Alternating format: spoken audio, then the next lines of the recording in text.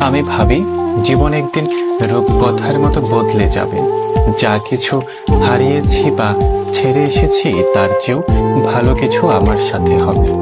ক্ষত বিক্ষত এক বিবর্ণ হৃদয় নিয়ে আমি আশায় থাকি একদিন কৃষ্ণচূড়ার দেখা মেলে, ফুলের মতো যত্ন করে কেউ আমাকে আগলে রাখে। আমি বিষণ্ণ রাত পেরিয়ে একটা সোনালী ভোরের অপেক্ষায় থাকি।